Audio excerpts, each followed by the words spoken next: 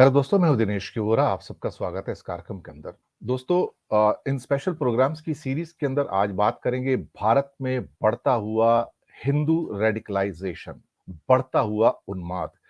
प्रतिदिन कुछ ऐसी घटनाएं हो रही हैं जिसके द्वारा भारत के अंदर जो खास तौर से सोशल हार्मनी है, सामाजिक हार्मनी है, वो डिस्टर्ब होती हुई नजर आ रही है। हिंदू रेडिकलाइजेशन अब एक नए लेवल पे आ गया है। खास तौर से जो धर्म संसद हैं या बजरंग दल जैसे जो सदस्य हैं, जो कि एक तरह से आरएसएस से निकले हुए सारे के सारे हिस्से हैं, वीएचपी हो या बजरंग दल हो, जो कि कई अलग अलग जगह पर शहरों में, प्रदेशों में अलग अलग नाम से भी ऑपरेट करते हैं। उन्होंने अब अटर हिंसा का, वायलेंस का रूप ले लिया है। अब उनका काम है कि वो जाते हैं, चर्चेस के अंदर अटैक करते हैं, नमाज पढ़ी जा रही है उसको बाधित करते हैं, वहां दूसरे धर्मों के नारे लगाते हैं। और तो और अंबाला के अंदर तो उन्होंने वहां पर जीसस क्राइस्ट का जो स्टैचू था उसको भी तोड़ दिया। घटनाएं बहुत तेजी से घट रही हैं। कर्नाटका में भी चर्च पर अटैक हुए हैं, इसके अलावा असम में अटैक हुए हैं। और ऐसा लगता है कि भारत सरकार के द्वारा इनको एक पूरी की पूरी मौन स्वीकृति मिली हुई है, आरएसएस के द्वारा मौन स्वीकृति मिली है। ये सारे के सारे चाहते हैं कि भारत में इस समय एक ऐसा वातावरण पैदा कर दिया जाए जहां हिंदू वर्सेस ऑल की बात हो, Hindu versus all, Hindu versus Muslim, Hindu versus Sikh, Hindu versus Christians. और इन 35 करोड़ माइनॉरिटीज को, जिसमें कि 25 करोड़ मुसलमान हैं और 10 करोड़ के करीब ईसाई और सिख धर्म के लोग हैं, इन 35 करोड़ को हाशिए पर पहुंचा दिया जाए, उस जगह पर पहुंचा दिया जाए जहां ये उठकर बात ना करें। ये स्थितियां कुछ ऐसी ही पैदा हो रही हैं जैसे कुछ दशक पहले, कुछ डेकेड्स पहले देखा जाए तो पाकिस्तान के अंदर पैदा हो रही थी, जहां उन्होंने टेररिस्ट के ग्रुप्स पैदा किए थे।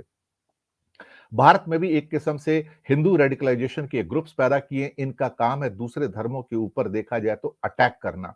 और उस अटैक के लिए जो इनको खास तौर से जो बुरा नाम मिलता है, बैड इमेज मिलती है, ये चाहते हैं कि दुनिया में इनको बैड इमेज मिले और दुनिया में इसी वजह से फेमस हो। जो नेगेटिव पब्लिसिटी है वो यही चाहते हैं। इसके लिए खास तौर से जो हरिद्वार के अंदर जो धर्म संसद में हुआ, या अभी छत्तीसगढ़ में धर्म संसद में हुआ, और जिनके गुरु एक कालीचरण है, वो तो कहते हैं हाँ, गांधी को गोडसे ने सही मारा। मैं 100 बार कहूंगा, आज के न्यूज़पेपर में भी ये बात कही गई है। इससे ज्यादा शर्मनाक बात क्या हो सकती है कि अब भारत के अंदर महात्मा गांधी को देश के बंटवारे के रूप में, हिंदू विरोधी के रूप में पेश किया जा रहा है। इनकी तादाद एकदम से बढ़नी शुरू हो गई है। अब ये तादाद लाखों में नहीं है, करोड़ों में होती जा रही है। जो गोडसे प्रेमी है, नाथूराम गोडसे, जो कि हत्यारा था, जो कि जिसको असदुद्दीन ओवैसी ने कहा था कि ये भारत का, आजाद भारत का पहला आतंकवादी है जिसने राष्ट्रपिता की हत्या की। बल्कि ये धर्म संसद के लोग तो ये कह रहे हैं कि ये राष्ट्रपिता हो ही नहीं सकते, इन्हें राष्ट्रपिता होने का अधिकार क्या है। ये लोग तो वो लोग थे हरिद्वार के अंदर जो कहते थे कि अ, मनमोहन सिंह मेरे सामने आए तो मैं उनको गोली मार देता संसद के अंदर। महात्मा गांधी की फोटो के ऊपर साध्वी अन्नपूर्णा एक पिस्तौल हाथ में लेके, शायद प्लास्टिक की थी, ये खिलौने वाली थी, कहते हैं उनको पिस्तौल चला रहे महात्मा गांधी के ऊपर। और जेनोसाइड का बोल रहे हैं कि नरसंहार किया जाए इनका, जैसे म्यांमार में इनका सफाया किया गया, रोहिंग्यास को निकाला गया था वहां से। ये चाहते हैं कि पूरे के पूरे भारत के अंदर से जो माइनॉरिटीज हैं, जो सिख हैं या फिर क्रिश्चियंस हैं या फिर मुसलमान हैं, उनका नरसंहार कर दिया जाए, उनको देश से बाहर निकाला जाए। एक पूरा का पूरा ब्रॉड प्लान 70 का चल रहा है, जो कि दक्षिणपंथी शक्तियों का है, जिसमें ऊपर से आरएसएस और बीजेपी की सरकारों की मौन स्वीकृति मिली हुई है कि आपको जो दंगा फसाद करना है हिंदुस्तान में करो, जितना इनको टेरराइज करना है आप कर सकते हो।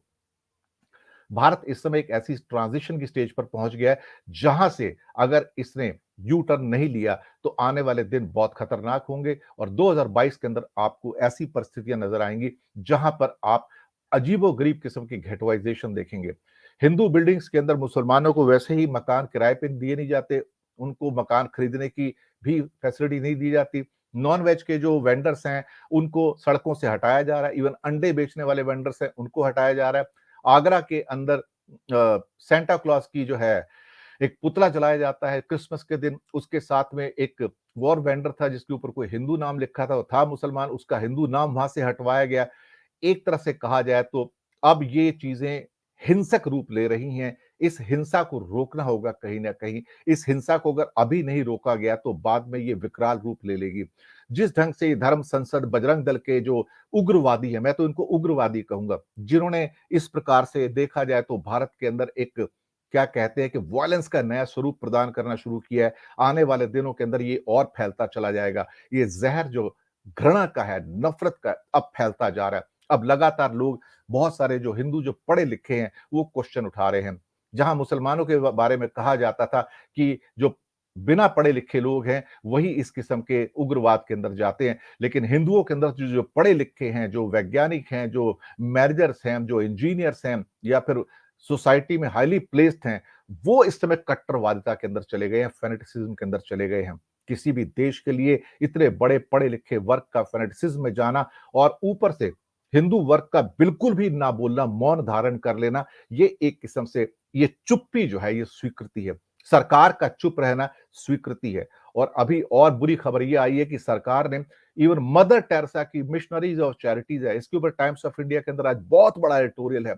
उसमें कहा कि उसके फंड्स को बैन कर देना और लिखना है कि उसमें एडवर्स इनपुट्स आ रहे हैं। इन्हें शर्म नहीं आती बिल्कुल, क्योंकि सरकारों ने फैसला कर लिया है कि मुसलमानों को और क्रिश्चियंस को और सिखों को कितना दबाया जा सकता है, कितना प्रेशराइज किया जा सकता है। इनके जो अगर थोड़ी बहुत फंडिंग आती है, जो गरीबों के अंदर मिशनरीज ऑफ चैरिटीज जो मदर टेरेसा की है, उसको भी कट कर दिया है इन लोगों ने।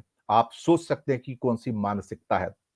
ये जो माइंडसेट है, ये ऊपर से आ रहा है। ये आरएसएस का भी माइंडसेट है और ये भारतीय जनता पार्टी की सरकारों का भी माइंडसेट है।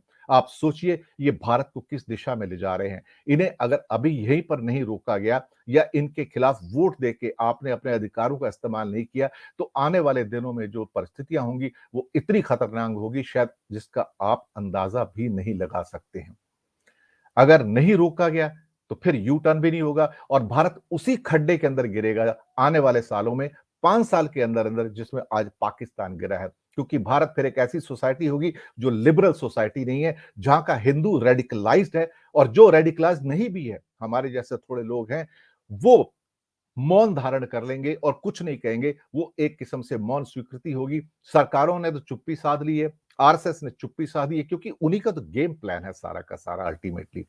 ये जो भारत में हो रहा है इस टाइम, वैंडलिज्म और जो हिंसा का नंगा नाच शुरू हुआ है माइनॉरिटीज के खिलाफ, इसको कहीं ना कहीं तो रोकना होगा। नहीं रोका गया तो फिर 2022 आपके लिए कुछ ऐसे संदेश लेके आएगा जो शायद बहुत ज्यादा गलत होंगे। विदेशों के अंदर जो हमारी छवि जाएगी, वो एक किस्म से एक रेडिकलाइज इंडिया की जाएगी, एक दूसरे पाकिस्तान के रूप में जाएगी, ना कि एक लिबरल इंडिया के रूप में जाएगी।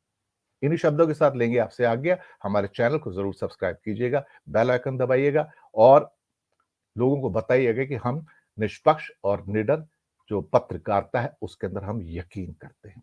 बहुत बहुत धन्यवाद आप सबका।